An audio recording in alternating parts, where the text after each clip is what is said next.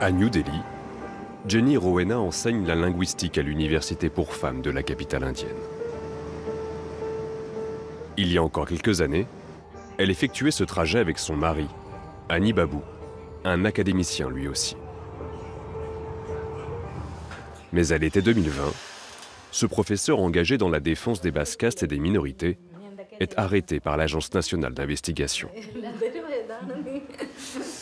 Lui et 16 autres universitaires sont accusés de complot contre le gouvernement et d'avoir organisé des violences communautaires dans le sud du pays en 2018.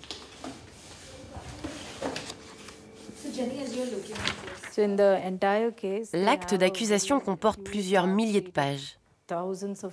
Mon mari mesure 1,80 m et il s'est aperçu que tout le dossier empilé lui arrivait au niveau du cou.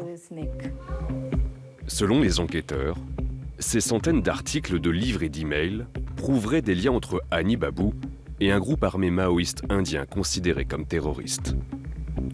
Mais en 2021, une société d'expertise américaine révèle que des documents ont été insérés dans les ordinateurs de plusieurs accusés à l'aide d'un logiciel malveillant.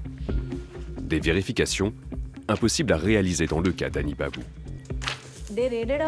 Les agents du renseignement ont perquisitionné notre domicile en septembre 2019. Puis, ils ont arrêté Ani en juillet 2020. Ils ont conservé son ordinateur sans que nous ayons le droit d'avoir une copie des disques durs. Et soudain, ils découvrent ces soi-disant documents compromettants. Qu'est-ce qui nous dit qu'ils n'ont pas été insérés par eux? Ani Babu est incarcérée en vertu d'une loi antiterroriste. Elle permet d'emprisonner sans procès toute personne suspecte aux yeux des autorités.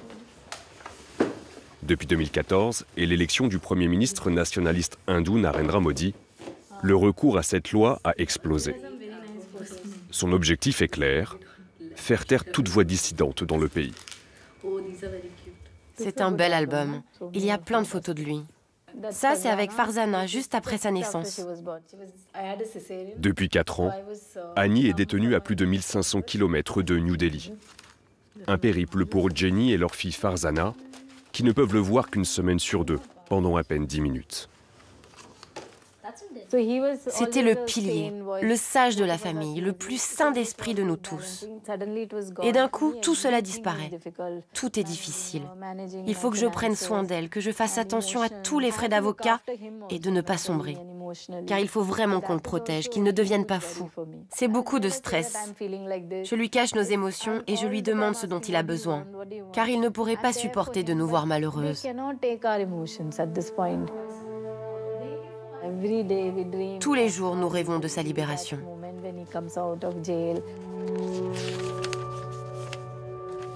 L'arrivée au pouvoir des extrémistes hindous il y a 10 ans s'est accompagnée d'une chasse aux sorcières contre les intellectuels. Au cœur de la capitale indienne, l'université Jawaharlal Nehru n'échappe pas à ce climat de terreur. Nivedita Menon y enseigne depuis 15 ans les sciences politiques et l'histoire du genre. À sa création il y a 50 ans, cette institution avait pour objectif d'offrir à tous les Indiens d'où qu'ils viennent un accès à l'enseignement supérieur. La beauté de ce campus, sa vision de la société indienne sont tellement entremêlées qu'il est impossible pour moi de dissocier les deux, car j'ai étudié ici. Et il faut se rappeler que cette université a été créée dans les années 70 par une loi du Parlement qui dit précisément que les enfants de riches ne doivent pas être les seuls à avoir le droit de poursuivre des études. Au fil des années, JNU est devenu un symbole des luttes sociales. Ce bastion de la gauche laïque sera l'une des premières cibles du gouvernement. Il va nommer un fondamentaliste hindou à la tête de l'université. Une vaste campagne de dénigrement s'installe alors. Les étudiants ont été comparés à des termites. Ils ont ce slogan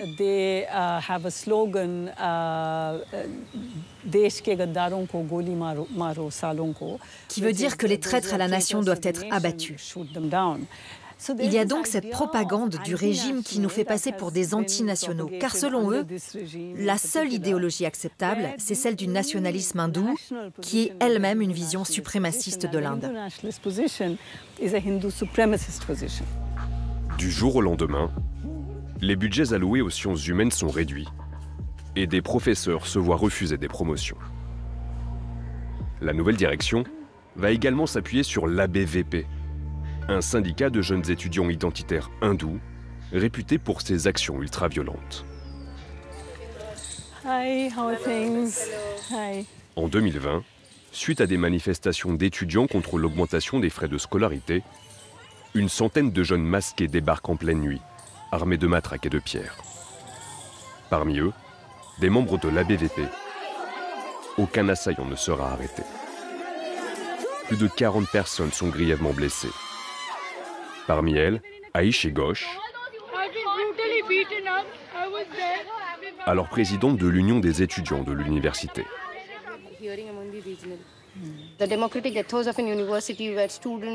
L'université est le lieu où les étudiants, les professeurs, n'importe qui ont un espace pour débattre. Être ou ne pas être d'accord avec son prochain, avoir un espace où l'on peut s'exprimer en sécurité et de manière démocratique, cet état d'esprit a été brisé cette nuit-là.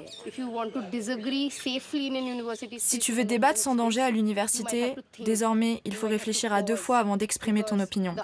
Car maintenant, cela peut avoir de graves conséquences. Ce n'est pas uniquement le cas de cette université, et ce n'est pas seulement celui de professeurs ou de certains étudiants. Ils utilisent cette université comme le symbole d'un projet bien plus vaste. Aux yeux des nationalistes, les intellectuels sont des ennemis de l'intérieur qui nuisent à leur projet de transformer la société indienne en une nation purement hindoue. Un homme est même devenu leur bête noire. La question est de savoir pourquoi les autocrates, les populistes d'extrême droite, ressentent le besoin de réécrire l'histoire. Pourquoi est-ce une telle préoccupation pour eux? Archmander, 68 ans, dirige une ONG qui a publié de nombreux rapports sur la pauvreté et la dérive autoritaire de la démocratie indienne. Avec son équipe, il s'intéresse aujourd'hui à la réécriture par le gouvernement des manuels d'histoire des collèges et lycées. La période coloniale est très pratique pour le narratif des extrémistes hindous.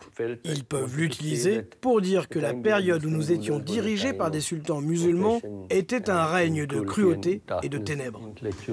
À plusieurs reprises, cette voix dissidente s'est retrouvée dans le viseur des agences du gouvernement. La première perquisition a eu lieu il y a quelques années. Ils ont débarqué à 7 h du matin à mon domicile et ici, dans nos locaux. Ils sont restés jusqu'à 2 ou 4 h du matin. Puis ils vous convoquent pour un interrogatoire. Ils vous gardent 8 heures dans une petite pièce, sans avoir le droit de faire appel à votre avocat, comme un vulgaire criminel. Vous êtes filmé et ils vous posent les mêmes questions encore et encore. Leur objectif est d'abord de vous discréditer aux yeux de la société, puis de vous déstabiliser, et ensuite de faire de vous un criminel, et à la fin, de vous jeter en prison. Ce sont les différentes étapes. Archmander a consacré sa vie à défendre les valeurs héritées de Gandhi et de Nehru, les pères fondateurs de l'Inde laïque et multiconfessionnelle.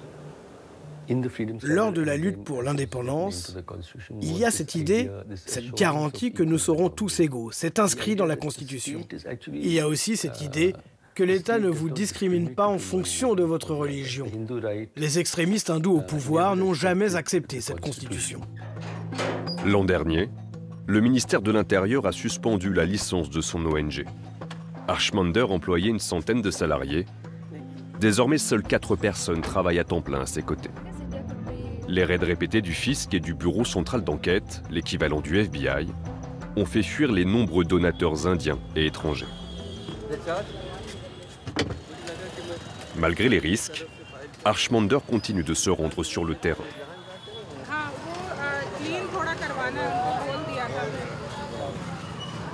Ce jour-là, à New Delhi, il rencontre des membres de la communauté musulmane. C'est dans ce quartier qu'un pogrom avait été mené par des fanatiques hindous en 2020, encouragés par des membres du gouvernement. plus de 50 personnes avaient été tuées.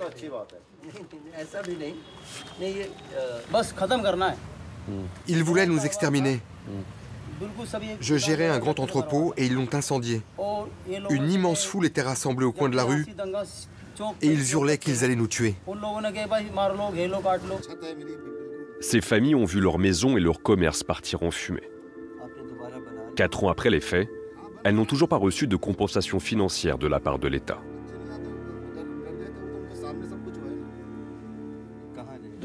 Je voudrais déposer une plainte à la Haute Cour de Delhi ou directement auprès de la Cour suprême pour vous défendre et expliquer ce qu'il se passe ici. Le but est d'obtenir une réponse de la part des autorités et qu'ils nous disent qui sont les responsables et qui doit payer pour les dommages qui vous ont été causés. Les associations comme celle de Harshmander jouent un rôle essentiel pour venir en aide aux communautés de plus en plus marginalisées. Dans cette situation, les citoyens doivent agir et je pense que celles et ceux qui ne sont pas issus des communautés persécutées ont le devoir de leur venir en aide et de résister à l'oppression.